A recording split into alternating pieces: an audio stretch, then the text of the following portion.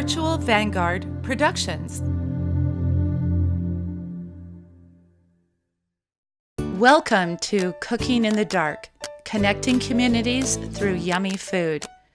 Well, I'm blind and often am cooking in the dark. Most folks I know cook in the dark because they don't know where their food comes from.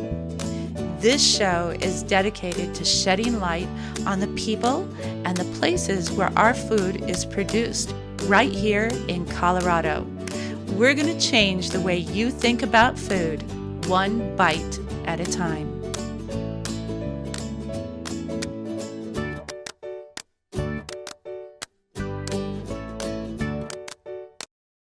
Welcome to Cooking in the Dark. I'm Claudia Folska, your host. Today, we're going to be taking an adventure, rafting down the mighty Colorado River. Our chef, Josh Thurmond, doubles as our rafting guide. He works at the National Sports Center for the Disabled. Take an adventure with us, come along, and have a great time.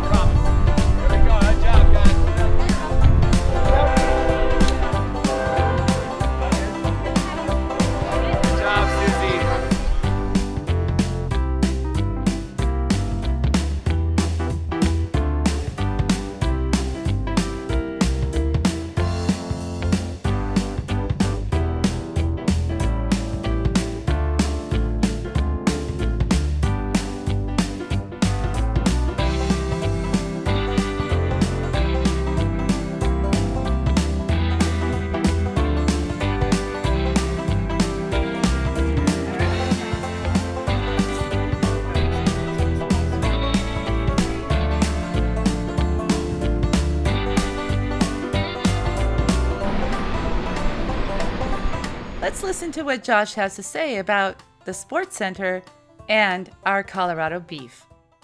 Hi, I'm Josh Thurmond. I'm actually the program director at the National Sports Center for the Disabled. Right, okay. Tell me a little bit about the National Sports Center for the Disabled. Sure, we're a 46-year-old organization that serves all people with disabilities, all ages, and every disability. We do all kinds of action sports, one of the largest providers for adaptive skiing, and we do a ton of kayaking, rock climbing, parkour, everything. Right, and today we're on a rafting trip. We are indeed. So we're rafting on the Upper Colorado today, and I think we're gonna do a little cooking.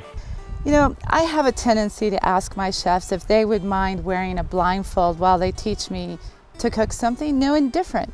Would you be willing to wear this? Yeah, I'll risk it. Okay. As a raft guide, I'm willing to risk it. Okay, risk anything. So what are we gonna start out with? You and I had talked about doing some kind of, I don't know, some kind of chuck wagon dinner. Okay, so this is something that's so easy. Even if you're blindfolded, you should be able to whip this together. I hope so. At a campsite that you rafted to on the Colorado River. I'm true. like excited. I'm very impressed. And I think, you know, all my other chefs are really fantastic, but I would think they might be even challenged to do this. Oh, don't blow me up yet. All right, well, let's see what you got. Show me. All right, let's work over here and figure out where the stove is. We've done our mise en place, so we have everything in our place. Wait, what is a mise en place? So mise en place is not only a term, it's a classic French term, means put in place, but it's also a philosophy. As someone who's been classically French trained, I automatically want to have all of my equipment, all of my tools, and all of my prep done before I even start anything. So again, what that really requires is a lot of preparation and thought. Absolutely. And as somebody who can't see in my own kitchen, in my own home, before I start cooking, that's how I do it. And that's the key to success for pretty much everything you do in life. It's all in the preparation. The execution is the easy part. So you might laugh, but we actually use it as that's our guiding philosophy in raft guiding as well. So we make sure everything is put back in place every single time, and right when we need it, if there's an emergency, something happens fast, we were able to respond, and it's all right in our place. So mise en place. Oh, love that. So, Josh. Yes. This is chicken and this is steak on my left, right? Yes. Okay, so You said no. Wait, yes, chicken on Chicken- your chicken on on your the right, right. steak on your left. steak on my left. Yeah. Okay, so what kind of chicken are we cooking and what kind of beef are we cooking? So we are doing just chicken breast, and Okay. keep it simple out here in the Sure. wilderness. And then I thought we'd do a little flank steak. I think Okay. it has nice marbling, nice fat in it, easy to cook, and actually pretty quick to cook. Oh, great. So like we can knock it out. But I think this is the biggest challenge for me. I'm a little bit nervous about figuring out what spices are what. And I have to say, when I went and bought the spices, I figured out what shape it was. Uh-huh. But I feel pretty confident. I don't want to set myself up. Okay, but you'll smell it, I'm right? gonna smell it. Yeah, I feel pretty confident that I'm gonna get it right. Okay. So I think by the shape, I think my first one here is smoked paprika. Okay. I love smoked paprika. Do you like it? I do. I do. I love it. Let's see.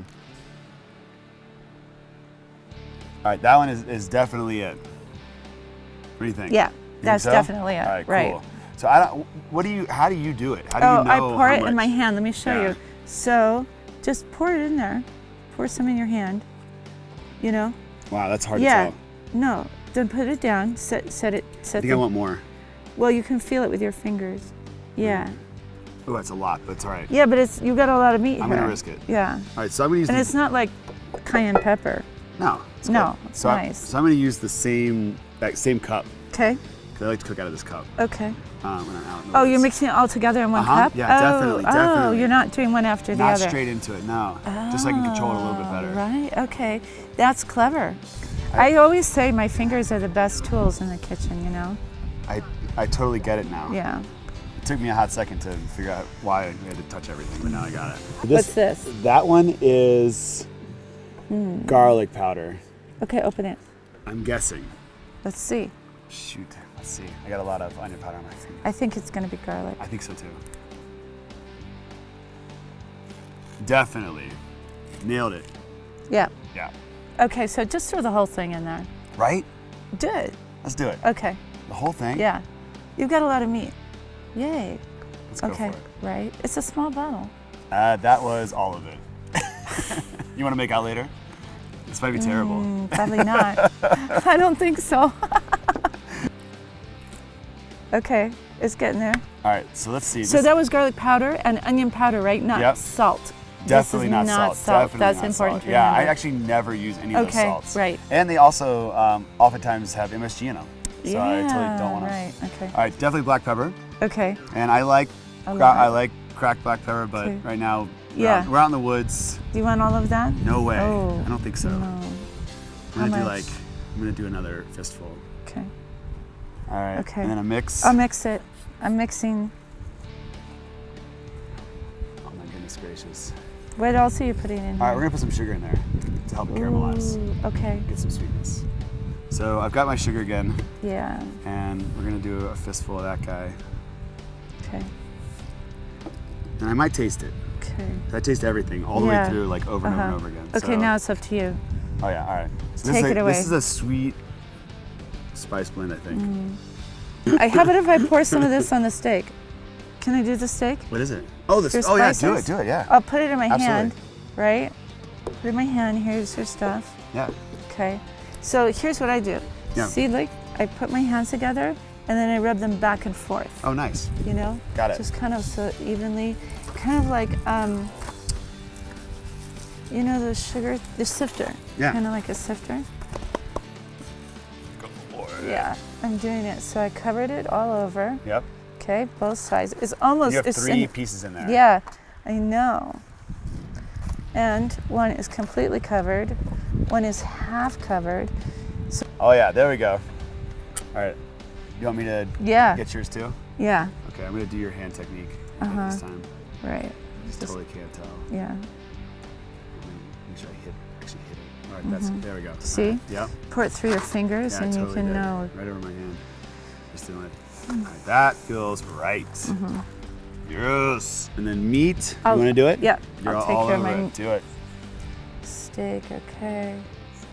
Okay, there we go. There we go.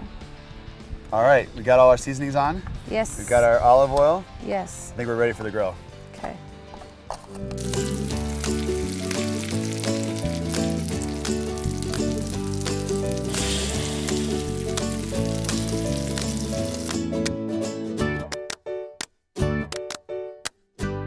And what we did today was exactly what all of our staff does at NSCD. We want to build empathy, but we want to also push people. And so today, this was exactly the kind of exercise that we really believe in, because it's part of what we do every single day, and we want to understand the people we serve. And I'll tell you, it's an amazing experience to be at the NSCD. And it's changed my life. I know it changes everybody who comes to us. Without sounding cheesy, every day we see people at their very best day, and that's something you can't replicate. I just wanted to tell you a little bit about the amazing team that works with me. And I get choked up about this too, because these people are really unique. It's not only the fact that they are incredible guides, but the fact that they have the patience, the empathy, and the strength to do what they do day in and day out is really critical to me. On this trip, we actually have a few really special people. We have Elena Lewis, and you're gonna meet her later. She is fantastic. She's been a guide with the NSCD for many years. She's one of the top ski instructors, adaptive ski instructors in the country. She is phenomenal. And she's also our driving force for our Metro programming. And everything she does is special, and she really is somebody who you know at the moment you meet her that she's special. And so you meet her, you also meet Big Mike Ford. Hi, my name is Mike. Mike is an Afghanistan and Iraq veteran. He's also runs our veteran programming, and he's also an incredible kayaker, and he runs all of our kayak programs for us. You'll meet him as well. And you'll also meet Colleen Masura. She is an amazing talent in our marketing department and really does a lot of our communication. And without her, we can't get the word out. We don't say no to anybody about anything, really. Right, We say right. yes to everything, and that's kind of our mantra. And we're just going to say yes. And I want to mention one more person, because he's really special to us, but it's Chris McElroy. He won a gold medal in swimming at the last World Games, the Special Olympics, and he also interns with the NSCD, and he is also fantastic. Okay, Yeah, great, thanks. thank you. Josh was really amazing. I couldn't believe that he was able to do all of that cooking blindfolded at a campsite. And you know what else? Josh is quite right. Every day is our best day. I wanted to learn more about our Colorado beef, so I went down to Alamosa, Colorado, to visit with Senator Larry Crowder, a fifth-generation cattleman. These are pretty much all first-time heifers here. Okay. And, So how old do they have to be to well, first calf is right at 2. So they'll breed right at a year to 3 months, 1 year to a year and 3 months. Do you make them breed, or this happens all naturally? Well, it's all natural. Okay. Yeah, it's all They natural. know what to do. That's the important thing with the corn and everything. You got to keep their nutrition up so they will breed. But, we run with heifers, there's going to be you'll always have a percentage of open heifers that don't breed. And we've got several in here that did not breed, so the quality of the cattle was good enough to the point where we thought we would carry them over. But now the calves are good quality, but again, these are heifer calves. They're going to be a little lighter when you sell them, because as the cow progresses, the calf weight progresses. So you'll get 6 or 7 years, possibly 8 out of a top quality calf, and then it'll start going down the other way. You can hear the bull. Yeah. See, that's a territorial type deal. But so and what I'm talking about is at certain periods of the time of the year, they will corn them and cake them to keep the levels up. So it works out really well. What do you mean corn intake? Well, see, when you're winter months, they might keep up their protein a little bit better with additional corn. You know, we don't feed it to grow them, but we feed them to keep their protein level up. So, and, you know, we have the mineral program goes year round, salt, mineral, and you know, vitamins. So it's. And you don't give these guys antibiotics, or? The only time we give antibiotics is if they get sick. You know, that's another thing that's come about. Some of the antibiotics are so much better than they used to be. That's progressed also, where you just give them a lot less antibiotic and it cures them a lot faster. I mean, that's just the way medicine is going overall with not only cattle but people. The quality of beef is very important, and I think the newer generation, like my oldest son and his wife, I think their quality is being surpassed. What I'm trying to say is I've been at it for so many years, you get set in your ways. Some of those ways are old-fashioned, that have not been developed, have not progressed like the newer technology. Well, you know, if you like, Pat can give you more of a rundown on the cattle. So, are you the first generation now, you would say, or second? I guess second generation Okay. for this. All yes, right. absolutely. So, I am a blank slate when it Sure. comes to livestock and cattle. First, tell me what kind of cattle you have, how you raise them, what you feed them. Sure. We're a cow-calf operation, mostly Angus cross, purebred Angus bulls. As far as feeding, it's summer range here that we have our own pasture, and then we grow hay underneath a center pivot sprinkler. So we grow alternative grasses that are water conservation type grasses to feed them through the winter. I think that's an important point, water conservation.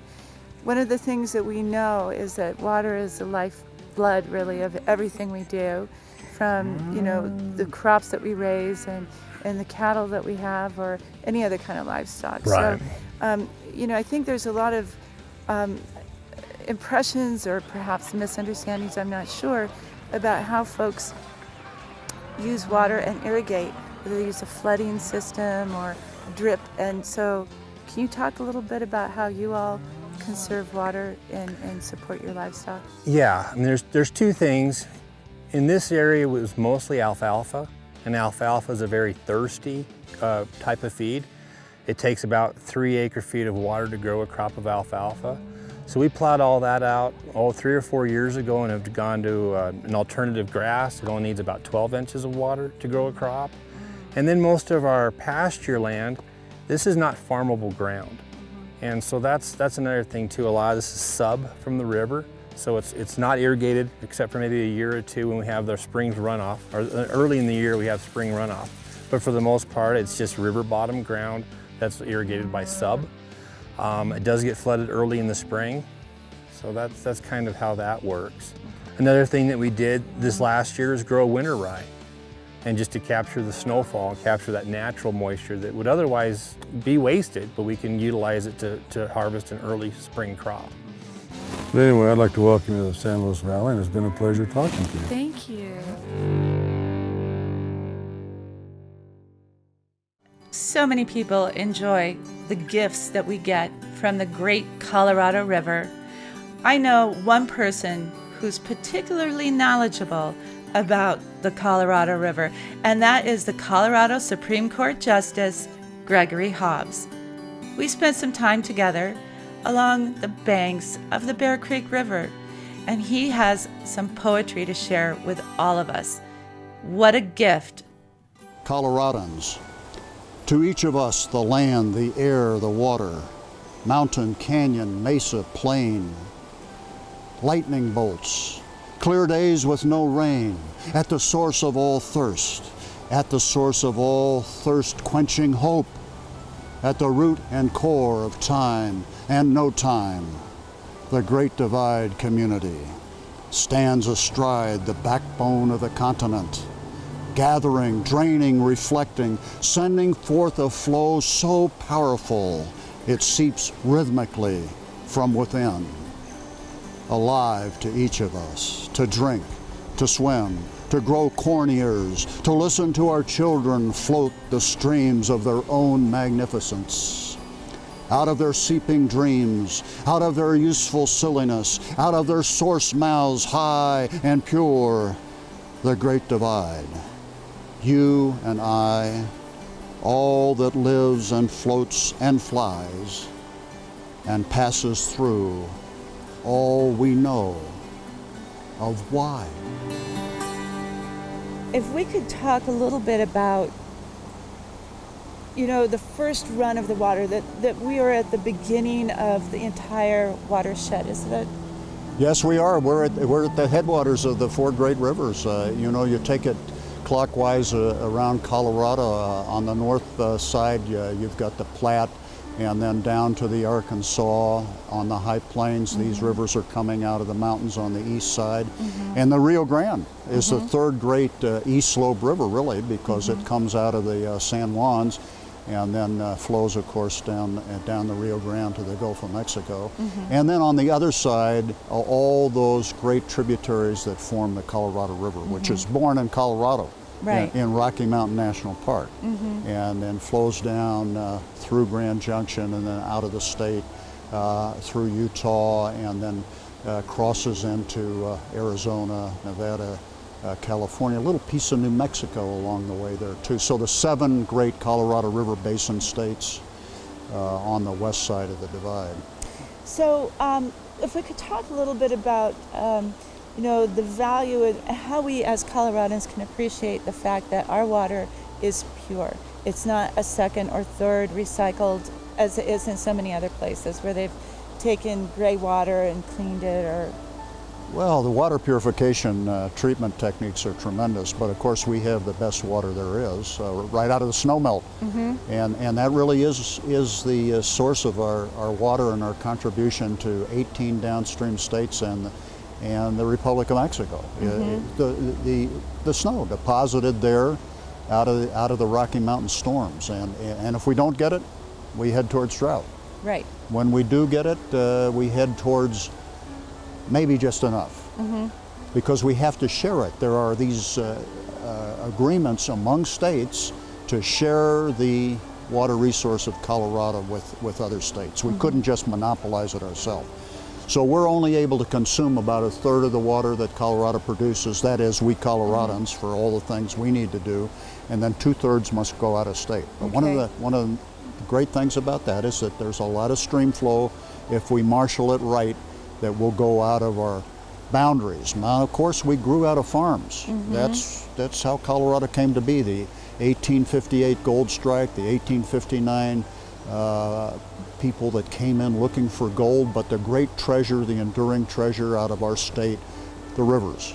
That we were carved in February of 1861 when Lincoln was elected president and the South was seceding. He was for anti-slavery, for the equal rights of people, and the slave owners rejected that. So Colorado is carved right at the outset of the Civil War, and we're carved to take in the whole of the Continental Divide as it comes out of Wyoming and takes the bend at the Collegiate Peaks and goes down towards Silverton, doubles back at Durango, comes to Wolf Creek Pass, and then plunges into New Mexico. So that original carving of our territory by the Union Congress was to hold the gold fields against the Confederates, and they did try to invade, and our farmers and miners put down their picks, shovels, sluice boxes, and bagged the wagon train of the Confederates at Glorieta Pass outside of Santa Fe, sending them back to Texas. Imagine what it might have been if the Confederates had gotten hold of the gold fields. But that, you know, mining has come and gone, and the enduring water treasure, this snowmelt that comes off in May and then is gone through by July, it is this wonderful fountain, really many fountains, multiple fountains of this pure water. This poem that describes Colorado's role in the West, serving 19 states, including our own, with this fresh mountain water that runs to the Mississippi and the Gulf of Mexico and the Sea of Cortez. Colorado, mother of rivers. When I was young, the waters sang of being here before I am, of falling sweet and soft and slow to berry bog and high meadow, and held me in her lap and cooed the willow roots, the gaining pools, and called me through bright dappled grass, and called me, "Oh, my shining one," and shaped a bed to lay me on, and played the flute so high and clear, and shaped the stones to carry me when I am young and full of fight, for roaring here and roaring there, for pouring torrents in the air, when I am young as mountain snow, in crag and cleft and cracked window. I call the greenback cutthroat trout, I call the nymph and hellgrammite, I call the hatch to catch a wind, I call upon the mountain track, I call the scarlet to the jaw, as morning calls her own hatchlings, call Yampa, White, the Rio Grande, San Juan, the Platte, the Arkansas. Thank you so much for spending time with us today.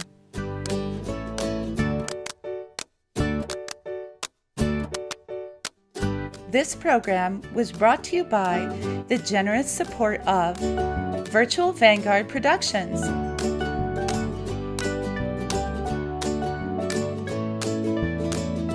If you'd like more information about Cooking in the Dark, visit us at cookinginthedark.today or visit us at RockyMountainPBS.org.